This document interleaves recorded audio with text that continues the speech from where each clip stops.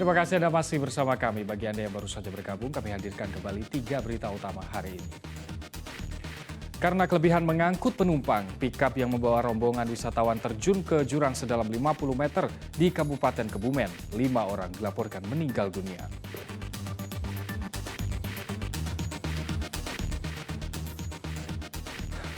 Gudang penimbunan minyak bersubsidi minyak kita di Kabupaten Kendal digerebek polisi.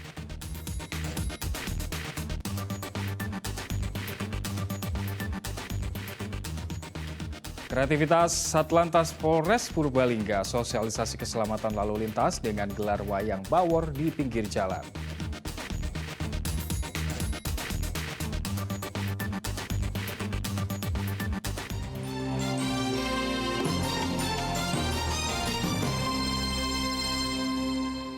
Ribuan pengunjung memadati Car Free Night di Kabupaten Klaten. Ironisnya kegiatan itu menyisakan tumpukan sampah. Car Free Night perdana di Jalan Pemuda ini menyisahkan sampah di sejumlah sudut jalan. Tidak tersedianya tempat pembuangan sampah serta rendahnya kesadaran warga membuang sampah di tempatnya jadi pekerjaan rumah Pemda Klaten. Ini memang kali pertama Car Free Night digelar. Ada 600 pelaku UKM dan PKL yang berjualan di jalan sepanjang 850 meter. Kegiatan ini sebagai upaya meningkatkan ekonomi daerah. Namun sistem pembuangan sampah harus ditata kembali sehingga tidak memberi dampak buruk ke lingkungan. Yang lebih kondusif aja biasanya terus nyampah loh mas. Oh, jadi harus lebih banyak disediakan tempat sampah atau gimana? Iya, masyarakatnya sendiri aja.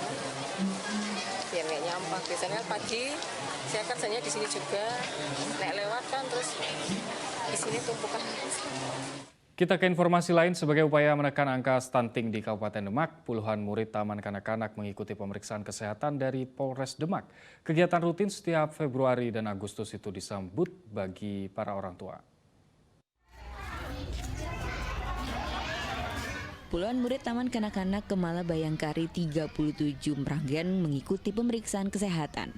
Petugas mengukur tinggi, berat badan, dan lingkar kepala anak hingga memberikan vitamin. Kegiatan yang diprakarsai Yayasan Kemala Bayangkari dan Urusan Kesehatan Polres Demak dilakukan sebagai bentuk pengawasan terhadap gizi anak sehingga terhindar dari stunting. Orang tua siswa pun senang dengan adanya kegiatan ini sehingga anak mereka tak perlu lagi dibawa ke puskesmas.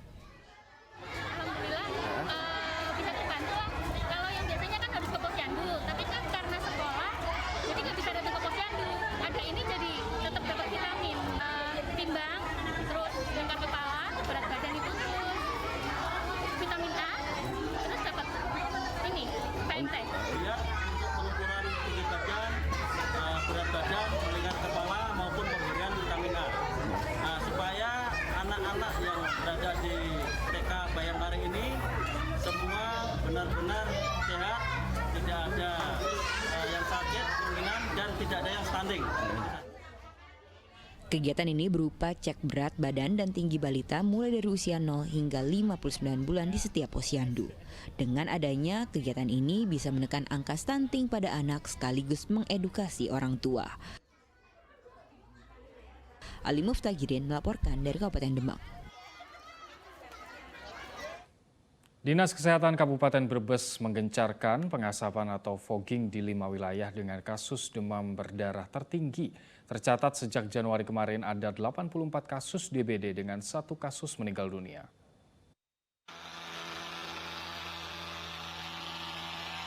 Meningkatnya kasus demam berdarah di sejumlah wilayah di Kabupaten Brebes mendorong program pengasapan atau fogging semakin gencar dilakukan di setiap kelurahan.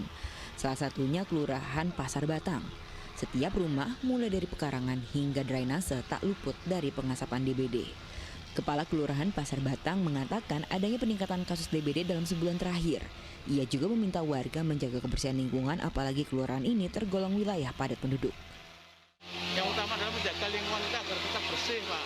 Utamanya itu. Karena dengan kita menjaga lingkungan bersih, insya Allah untuk jentik-jentik jentik-jentik bakal dari nyamuk itu akan tidak ada atau akan mati. Nyamuk tidak akan bersarang. Kalau kegiatan fogging ini kan hanya sifatnya sementara untuk mematikan nyamuk-nyamuk yang dewasa. Dari catatan Dinas Kesehatan Kabupaten Brebes, sejak awal 2023 ada 84 kasus DBD dengan 1 kasus kematian yang korbannya adalah anak-anak. Nah, dari sisi kasus ini memang hampir 3 kali lipat ini untuk bertambah kasusnya DBD yang ada di Kabupaten Brebes ini. Mari kita bersama-sama menjaga kebersihan dengan lingkungan kita, baik dari sampah ataupun air yang menggenang.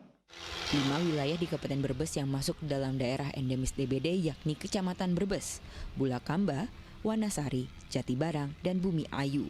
Warga diminta menerapkan 3M, menguras tempat penampungan air, menutup rapat tempat penyimpanan air, serta mengubur sampah. Apalagi saat ini masih dalam kondisi musim penghujan. Sugiartono melaporkan dari Kabupaten Brebes.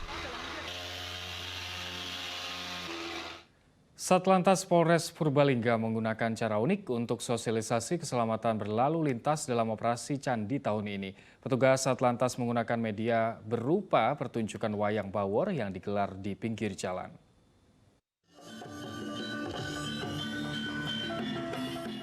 Ada pemandangan tak biasa di jalan lingkar Komplek Alun-Alun, Kota Purbalingga di tengah gelar pertunjukan wayang dengan dalang seorang anggota polisi lalu lintas. Anggota polisi lalu lintas Polres Purbalingga menjadi dalang dadakan untuk sosialisasi keselamatan lalu lintas. Pertunjukan wayang bawor ini sebagai sarana sosialisasi tertib lalu lintas yang efektif dan mudah dicerna oleh masyarakat. Nah, saat warga dan pengguna jalan berkumpul menjadi waktu yang tepat bagi Satlantas Polres Purbalingga untuk memberikan sosialisasi tertib berlalu lintas. Pertunjukan wayang bawor berisi cerita sejumlah tokoh pewayangan yakni Punokawan dan berbagai tokoh lainnya. Pertunjukan wayang bawor disampaikan secara jenaka sehingga bisa menghibur dan mudah dipahami oleh warga. Berbagai cerita wayang disuguhkan yang isinya tata cara berkendara yang tertib dan santun. Kami melaksanakan Dikmas Lantas melalui wayang bawor. Jadi tadi ada dalang kami, Pak Teguh, melaksanakan himbauan melalui wayang bawor. Kemudian selanjutnya ada pembagian leaflet, brosur, helm kepada anak yang belum memakai helm pada saat berkendara. Kemudian ada pula Jumat Berkah yang mana membagikan sayur kepada masyarakat yang membutuhkan sembari memberikan himbauan Kamsel Tipcar Lantas. Selain menggelar pertunjukan wayang bawor lalu lintas, petugas Satlantas juga memberikan kejutan kepada pengguna jalan, yaitu pemberian sayur gratis dan helm.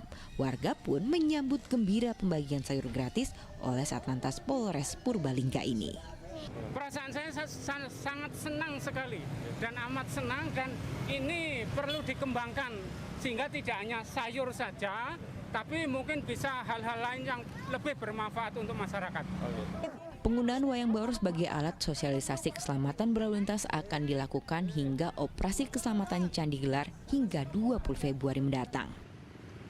Mardianto melaporkan dari Kabupaten Purbalingga. Keinginan untuk menjaga lingkungan dari sampah mendorong seorang perempuan asal Kota Solo memanfaatkan limbah sampah menjadi produk-produk bermanfaat. Dari hasil kreasinya, Asi Sumastrini mampu memberikan pemasukan tambahan untuk keluarga.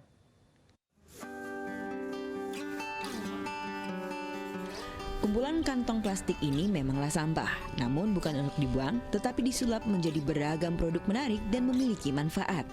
Ada tas, dompet, tempat gawai, hingga beragam pernak-pernik lainnya.